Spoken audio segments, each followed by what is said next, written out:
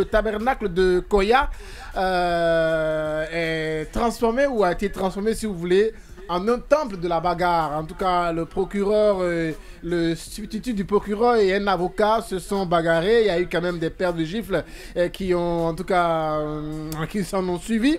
Je ne sais pas si vous avez suivi cette actualité ou pas, mais en tout cas, l'homme DG, qu'est-ce que tu en penses? Nos tribunaux qui doivent être justement des tribunaux où quand même on enseigne la droiture devient maintenant, en tout cas où ils deviennent ces tribunaux des temples de bagarre.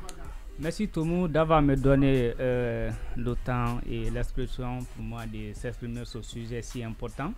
Je pense que le tribunal est un lieu où on doit rendre justice. Et si le tribunal devient un lieu de bagarre, ça devient compliqué. Le tribunal n'est pas comme une assemblée nationale où les députés sont habilités à se frapper, à se bousculer. Je pense que ces pratiques doivent rester, doivent être laissées. C'est anormal, c'est condamnable, c'est décevant. Voilà. Le ministre Charles Wright, d'ailleurs, depuis l'étranger, est intervenu hier dans l'émission On refait le monde avec Cheikh Sadibou Ndoye et toute sa team. Pour lui, si tout ce qui a été expliqué s'avère, il y a de quoi que le ministère de la Justice puisse sévir pour mettre fin à ce genre de pratiques, mon cher Ouattara. Ben oui, bien sûr, parce que, comme vous le savez, le temple de la justice, c'est un endroit où ce sont des personnes responsables qui se rencontrent. Parce que avocat et procureur, c'est vraiment des personnes qui sont censées être des exemples dans la société. Ouais. Maintenant, arriver à se porter main, ça amène à se poser beaucoup de questions. Mais bon, ça arrive, hein? C'est pas très fréquent chez nous.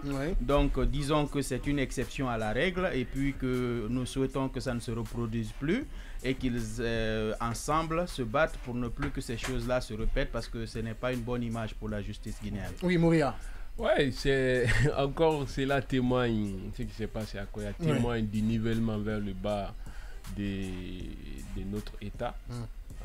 Quand on voit ce qui, les gens en robe noire, la justice, ceux qui doivent donner des leçons, se comportent ainsi, c'est grave.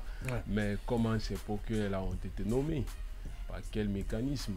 Beaucoup se sont retrouvés là-bas au hasard, aucune expérience, ils sont venus. Moi, écoutez, comme vous le savez, moi j'ai assisté à beaucoup de procès contre moi avec l'État. Et il y a des trucs qui se disent là-bas qui sont très... c'est-à-dire, c'est normal qu'on se discute, qu'on se entre avocats, mais c'est dans le respect. Jusqu'à aller porter main, là, c'est grave. C'est dommage. Donc, il faudrait que cela donne l'exemple à tous les autres qu'on ne doit pas agir comme ça dans un tribunal. Oui, Sekou, ton analyse par rapport à cette situation. Ok, merci M. Tomou d'avoir me donné la parole. Bon, mon analyse à travers cette situation, je pense qu'il y a une loi qui désire ce procureur et l'avocat. Oui. Donc s'il y a un avocat qui arrive à dérailler, le procureur, il y a une loi qui lui permet de pouvoir poursuivre l'avocat. Mais si vous-même vous êtes là pour juger les gens qui ont déjà fait quelque chose dans la société irresponsable. Donc si vous-même vous montrez cette irresponsable devant la société, c'est tellement désolant. Ça fait baisser le niveau du pays, c'est-à-dire ça ne montre même pas une bonne image de lui. Parce que depuis que moi je suis né, c'est ma première fois que j'ai entendu que les avocats se sont battus dans un tribunal. Donc c'est très dommage. L'État doit voir ça et rectifier ça rapidement. Comme ce que Charouette a dit. Même si le monsieur a demandé ses excuses, ça ne veut pas dire que ça s'est limité. Il y a des procédures qui doivent se suivre. Si ça trouve qu'il n'a pas raison, il doit assumer. Il doit subir les conséquences. Merci.